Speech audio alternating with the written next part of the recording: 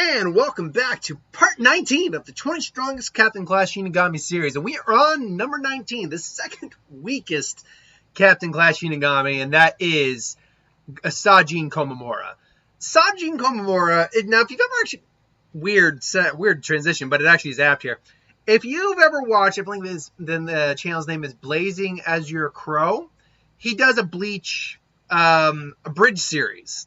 And in one of the episodes, it's the episode where Chad is talking to Ohana to train him. It's like, Chad, you ever heard of the Worf syndrome?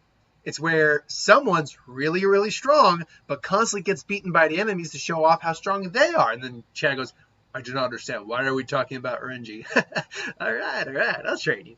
That is kind of Sajin Komomura, unfortunately. He is a captain. He has earned the rank of captain. He's not weak.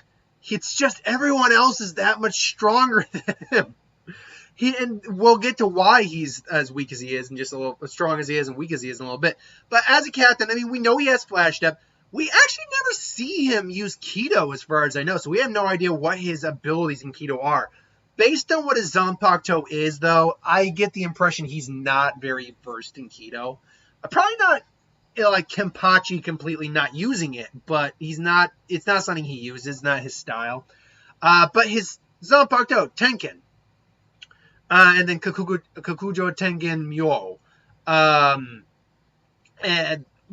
is a pretty simplistic, but pretty brute force-wise powerful Bankai. I mean, Ishikai summons parts of a giant that come out and attack, so be it a fist, a leg, hell, he could do a headbutt. Hell, he could hump the air and the pelvis of the giant might come around. That's what the Zanpakuto does. It summons pieces of it. Whereas Bankai brings out the whole damn giant. The giant moves in tandem with Komomura, and it's pretty much a giant power tool is what it is.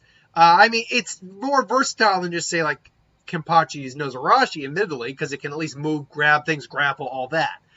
The downside is whatever happens to either Sajin or whatever happens to the Bankai happens to the other. They're so connected that they will experience the damage that the other experiences. So if you cut off the giant's arm or Sajin's arm, like Aizen did, then the other's arm's going to be coming off. If you're to cut off the giant's head, Sajin's screwed. He's dead.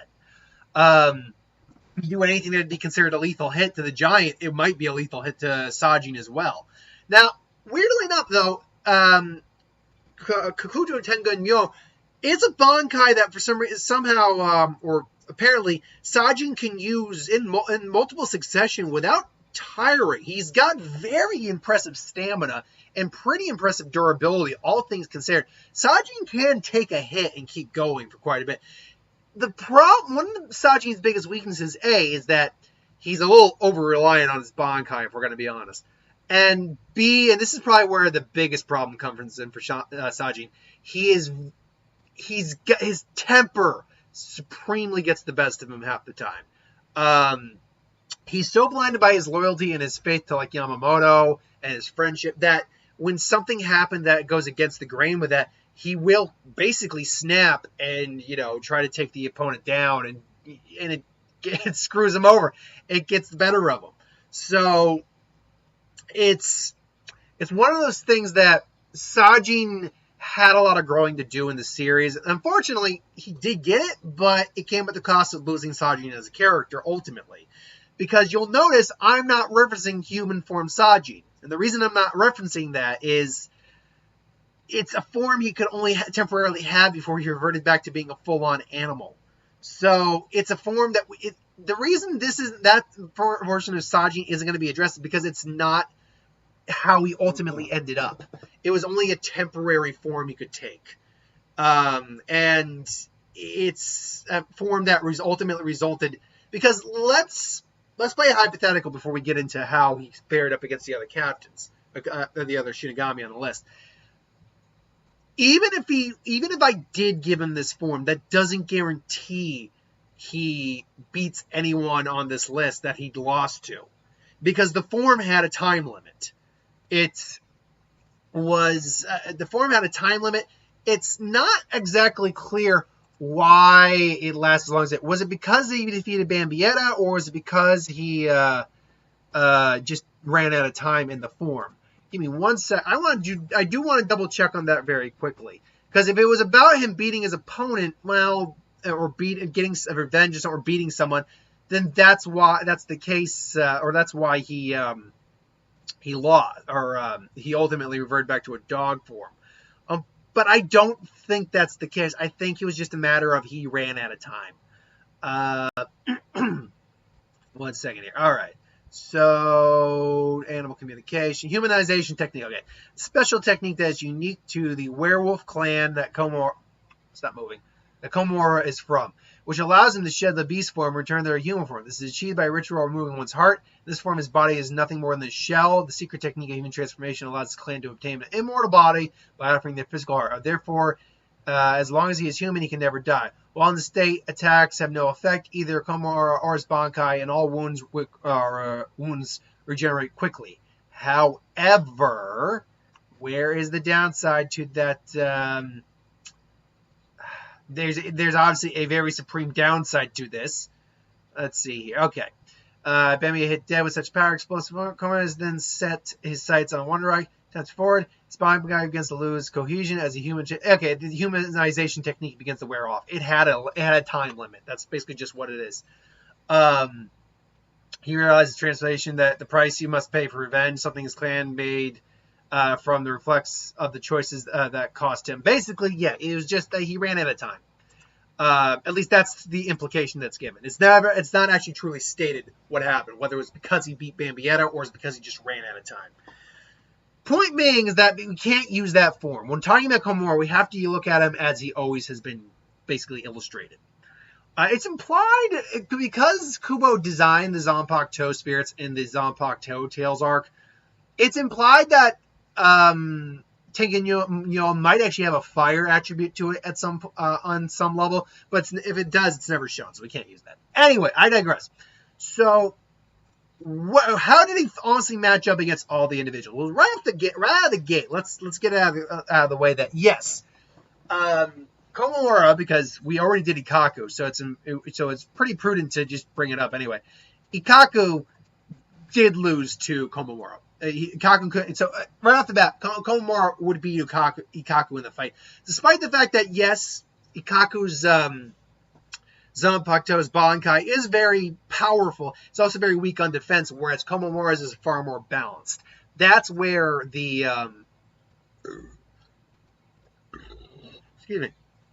That's where the advantage for Komomura ended up coming about. But ultimately, how did he fare against everyone else? Well, to start off, against the two big heavy hitters right now, Yamamoto and Ichibei, there's no way Sajin could beat either of these guys in a fight. Shikai to Shikai alone, yes, you could make an argument that the blade could probably survive the flames of Ryujin Jika.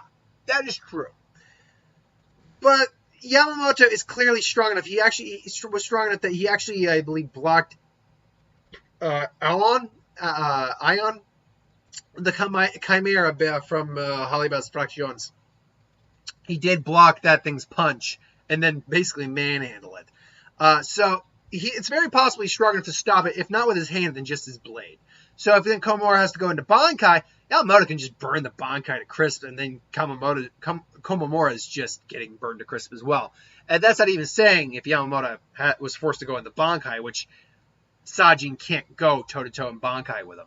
Ichibei, similar but different. Ichibei, first off, has a lot of techniques just before even going into Shikai. He's got that weird, spiritual hand technique he does, giant hands, where he could just probably go toe-to-toe with the giant in his own right. And then his Zanpakuto alone, if ink gets splashed onto the giant, it loses its name, so it loses all its power. And ultimately, that is a problem that Komomura just doesn't have an answer to. So against these two guys, yeah, he lost, certainly. Against Soifun, now this was one where I'm like, well, in the Regai arc, even though it's not canon, we do see how these two would fare in a fight against each other, technically speaking.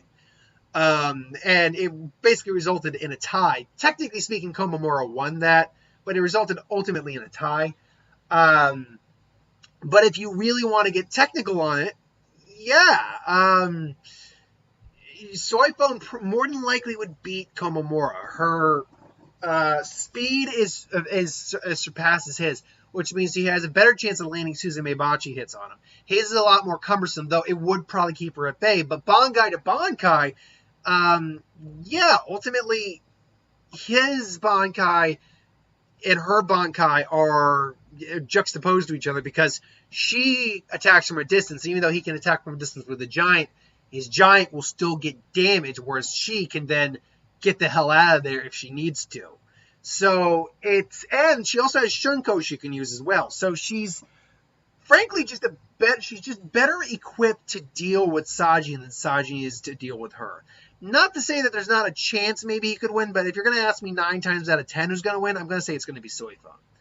Then we get into the Squad 3 captains, in both Gin Ichimaru and Rose. I don't remember his last name. Rose. Now, against Gin, again, it's just one of the cases that Gin Zanpakuto is just, in terms of raw abilities, we know Gin has access to Kido. We know he uses it to some degree. But he's also his Zanpakuto is just better suited for handling someone like Komomura than Komomura is suited for handling Gin. Gin is also a far greater expert at getting under someone's skin and riling them up, and therefore basically getting them off their guard than Sajin is. And Gin would definitely be able to use Sajin's emotions against him. Not to mention that if Gin went Bankai, he'd cleave the giant and Komomura in half in an instant, pretty much. So, unfortunately, he didn't fare well against Gin. I had to give Gin the edge against Komomura. Against Rose, however, it became an interesting little... it became interesting because Rose is really, really cocky, unfortunately. And in one hand, I can definitely see Rose winning because of his Bankai. But if we're going Bankai to Bankai, Komomura just has to swipe create the giant swipe once and completely put Rose off his game and performance. We don't know what happens if you were to somehow damage the marionettes that make up the players that make up his Bankai, even though they seem to be made of the same material that the Shikai is. So it goes without saying that if we don't know how they would fare, we have to assume they'd be destroyed.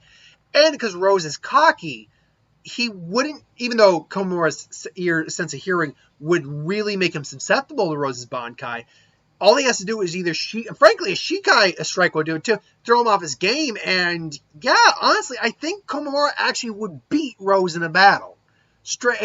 Ultimately, I do think it would be Komomura who wins, simply because his Shikai can give him enough distance and power to completely throw Rose off and probably catch Rose off guard if he's not careful, which means then he just gets cleaved into by a giant F-off blade. So ultimately, yeah, I'm going to have to go with Komomura on that fight. So Komomura, that's immediately where he rose above Ikaku in this regard.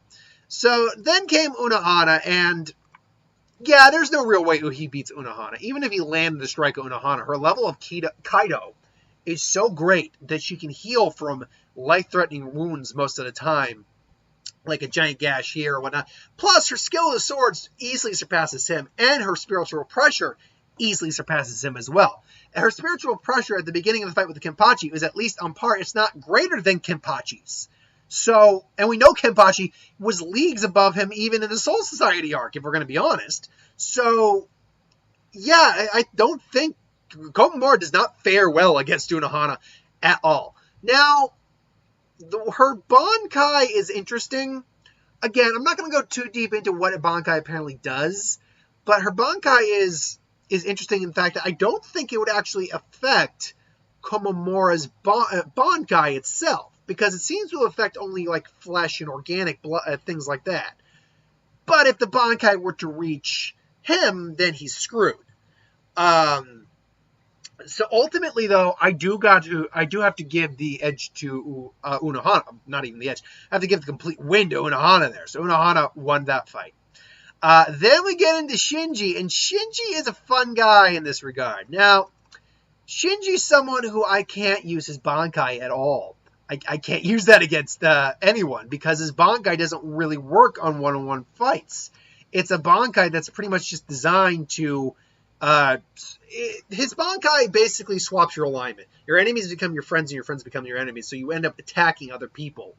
But yeah, at best, it would just mean that in a fight, Komomura doesn't perceive Shinji as his enemy anymore. That's basically all it would do.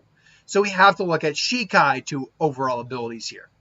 And Shikai to overall abilities, that is a bit more interesting because obviously Sakanare's ability is the inverse world. And yeah, Komomura, because he's pretty instinctual because of his wolf-like heritage, his wolf heritage, if you will, and his just, run of emotions, or a lack of control of emotions, it would be pretty easy for Shinji to get the advantage over Komomura. His attacks are also just too straightforward. So because of how tricky Shinji is, I definitely got to give the win to Shinji on that. Byakuya is another one where, let's be honest, there's really no way that Komomura would be a good... let me rephrase that.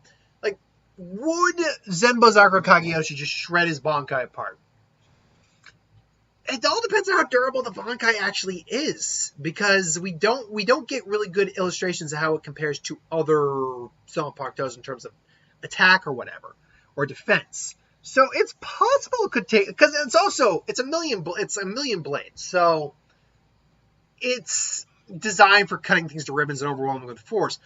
But the question is, how do the blades individually actually stack up against, say, another blade? We know they don't actually handle well against our blades because Ichigo can block them all. And technically speaking, the giant is nothing more than the full realization of the sword. But it can be cut. So we know that. We've seen that. So ultimately, and even then, if we take Zanpakuto to Zanpakuto, Byakuya's speed, swordsmanship, and prowess in Kido would just overwhelm Komomura. Komomura just can't match up, unfortunately, to Byakuya in that regard. Renji was a hard one to kind of get down. Would he lose to Renji? And ultimately, I had to say, yeah, he would. And the reason for that comes down to versatility. Now, Shikai to Shikai, no, Komomura actually would beat him, Renji Shikai to Shikai. And Renji, having, spent some time engaging in Komomura, probably experiencing some of this and having to get out of the way of Komomura, would probably agree with that. He would probably understand that, yeah, I can't beat him with my Shikai. So then it's now Bankai to Bankai. And if Renji's Bankai hadn't actually changed, I probably actually would have given this fight to Komomura. The problem is his Bankai changed drastically. So Soho Zabimaru gives him the ape arm, the other blade that can become serrated and similar to his Shikai, and come out and give the giant snake form. Because of this, he can get in much closer to Komomura. Komomura's Bankai actually isn't really good against individuals who are specialized in close range fighting. Now, Renji does have to get in close range to Komomura, but he also has flash steps, so it shouldn't be actually that difficult, really. Now, that being said, even if he can't, the technique's name, Zabimaru. The technique's name, give me 1 second here, is called Zagatepo. I believe Zangatepo. I believe that's what the name of the technique was called. Snake Fang Cannon, where it basically creates a large burning energy blast in the shape of a snake's head, and then incinerates the opponent upon contact. All Renji has to do is stab the Bankai, which would injure Komomura to a degree, and then in the head, and incinerate the head, and then Komomura is done. So it was a bit of a closer call, but I do have to go with Renji in this. I would go Renji. Then you got to go with. Then we talk about Squad 8 with with Shunsui, and yeah, there's not really much to say on this. Shunsui would beat the hell out of Komomura. Shunsui is just far more tricky, far more deceitful. He's got far more wider range of abilities. And even if the Shikai didn't really work, because again, Komomura is one who very quickly will go into Bankai if he feels he needs to. And, good for him, I guess. But Yeah, Shikai to Bankai. I'm not certain that Shunsui's Shikai would flat out beat Komomura's Bankai, but Shunsui's Bankai would flat out beat Komomura's Bankai. Hands down, quite frankly. So, yeah, just because there's not much that Komomura has that would ultimately do much against Shunsui. And if they went Bankai to Bankai, if he even landed one hit on Shunsui, Shunsui would the first dawn of his Bankai would cause the same injury on Komomura. Komomura would then get the lesions on him, the disease that caused him to bleed. And because he's not a deity-esque figure like Lily Barrow was, it might be a lot worse for him than it was for Lily Barrow.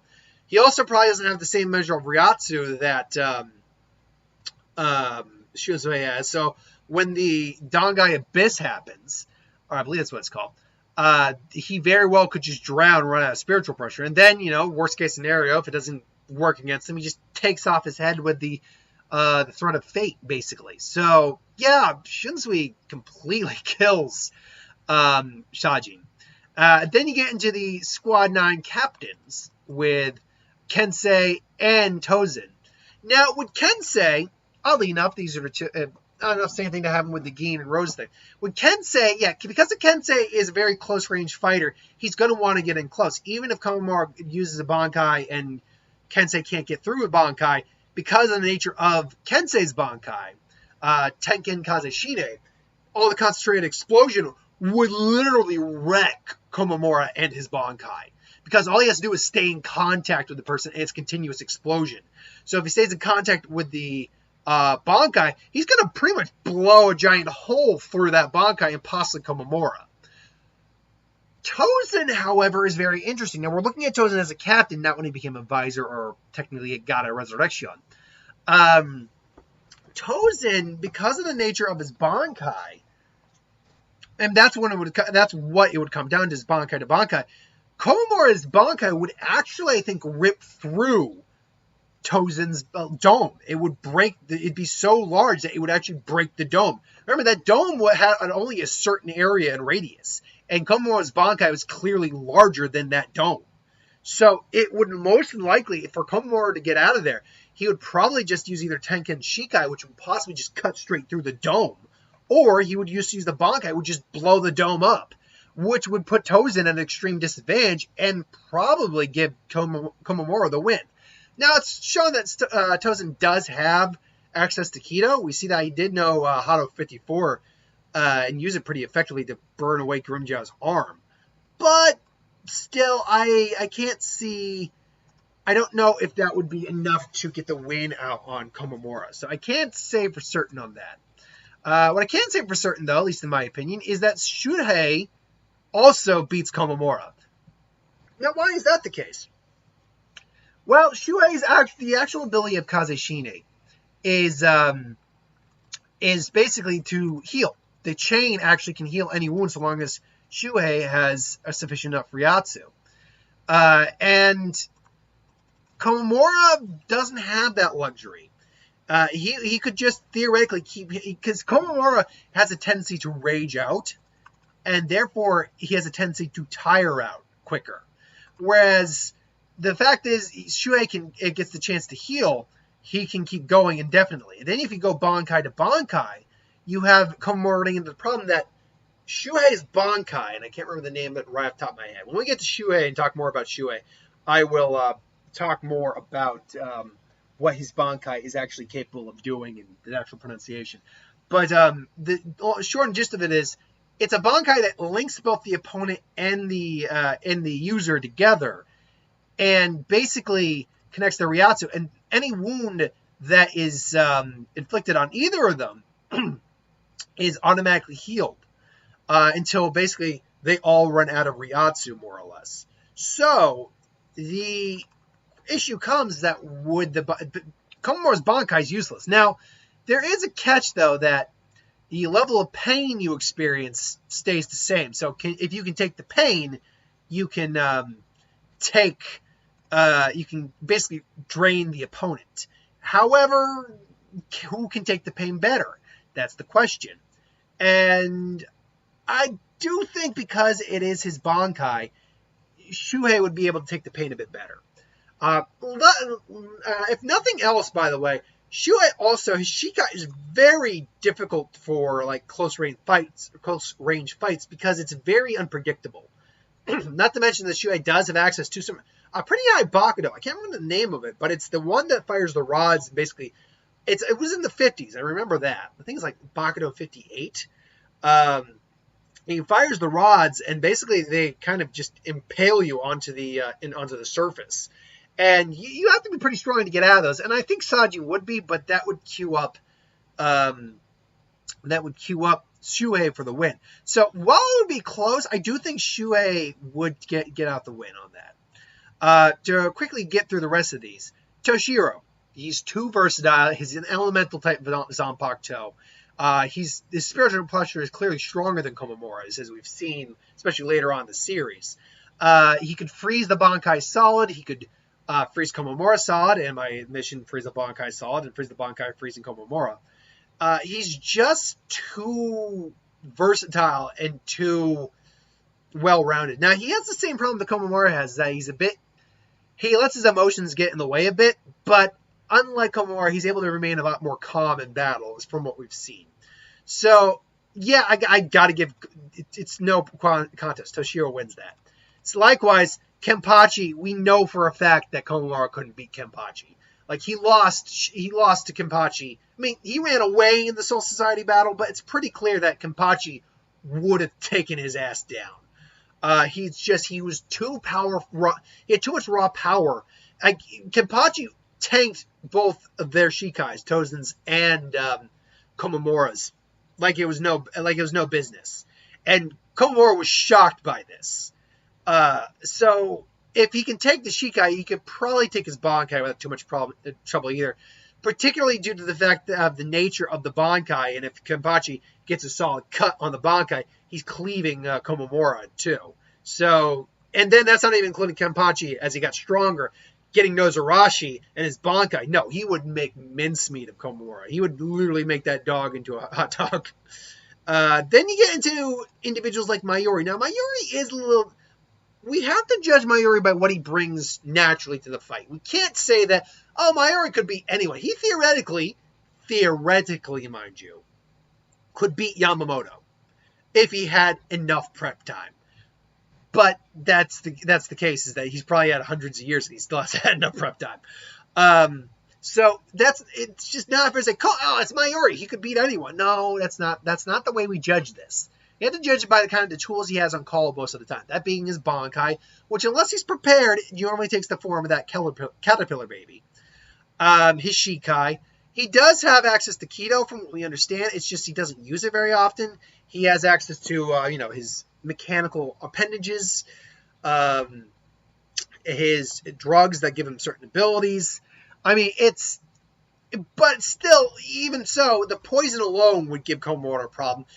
His Mayuri's Bankai is large enough to keep Komomura's Bankai, I think, at bay at minimum. Probably isn't strong enough, admittedly, to take the Bankai to take Komomura out as a whole, or Komomura's Bankai out. But the poison alone would be enough to cause problems. And I mean, I do think Komomura's Bankai is strong enough to overwhelm Mayuri's Bankai in terms of brute force, but Mayuri also has his Shikai and the ability to cut or paralyze just by cutting. And I think that might actually be a problem. Because if Komomura's Bankai is similar to Mayuri's in the sense that it is a creature it summons with a nervous system and everything, then Mayuri just has to stab it, frankly, with its Shikai, and he paralyzes it. Now, Mayuri also has another ability as well. But Mayuri's Bankai has one other actual ability. It's basically just similar to paralyzing the opponent. Basically, he sticks his finger in the eye socket of the baby on the sword. It causes the baby to scream, and I believe it causes all the nerves to stop. That's how he basically stopped Kampachi from moving. And even then, Kampachi was still able to move his eyes. And he even says, "You can still move even after doing that? You really are a monster." But one second. I want to get the name of that ability, because someone did a versus a while back with Urahara and Mayuri, and I think they got that ability kind of. He sticks the finger of one eye in the baby's head, causing the baby to leak a dark fluid while the baby opens its mouth to scream. Anyone not of Mayuri's blood who hears a scream for 4 seconds will be paralyzed. In contrast, Dakasogi Jizu's innate ability of only stopping neurological impulses of movement, this technique completely paralyzes everything biologically. So it's actually a pretty creepy technique. It is. But the thing is, you have to hear it for 4 seconds. And if Komomura doesn't know about the ability beforehand, yes, it's going to paralyze him and then he's screwed. So ultimately, yeah, Mayuri would beat him. Likewise, going with the former captain of Squad 12, Urahara would easily take Komomura. He's a far skilled swordsman, far skilled hand-to-hand combatant. He's a master of Kido, which would just completely overwhelm probably Sajin in general. His his Shikai is just too versatile. I mean, screaming, I don't actually know if it's scream, but I know the command's Neke, or Naki, whatever. Basically, just firing the energy blast alone would probably be enough to damage Komomura's Bankai, let alone Komomura himself. And then his Bankai, Kanabirake Benihime, dealing with restructuring things, he could theoretically restructure the Bankai to be frail and weak. So, yeah, Komomura is just completely outclassed when it comes to someone like Ohana. Last but not least, we have Ruki Okuchi. With her ability, she's also a Kido master, though not to the same point or level as her brother, from what we could tell, or Urahara, or an Aizen, but she's still, relatively speaking, a Kido master. That would be her specialty. Her Zanpakuto's ability, though, is what really kind of drives home the fact she would beat Komomura. The ability to reduce herself to absolute zero, and then we go into Bankai, the ability to basically flash freeze everything around her.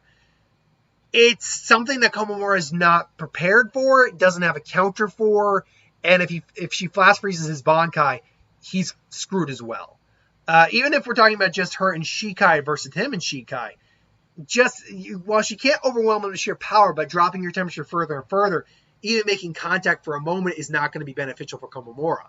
So it's just a matter of outlasting Komomura long enough to get to lower body temperature that much. And if that doesn't work, then just flash freezing him in an instant. So ultimately, Komomura won 3 fights out of 19, which is far better than what Ikaku did. It's far better than what Ikaku did. But ultimately, he still lost. He's still only ranked as the second weakest captain in the 20 strongest captain at Class Shinigami, in my opinion. So that is my take on that. Let me know what you think in the comments below. Think I'm right? Think I'm wrong? Cool. Put it in the comments below. So you'll join us next week for the 18th strongest Captain Class Shinigami. I will not spoil who it is. Speculate on it in the comments below. Until then, thanks for watching. Hope you enjoyed. Like, comment, share, subscribe. As always, you want us to review something, put in the comments below. Let us know. We'll do a review of it at some point. I still got my what if to do. I didn't do it yesterday, but I'll do it today. Don't worry. Thanks for watching. Hope you enjoyed, and I'll see you next time.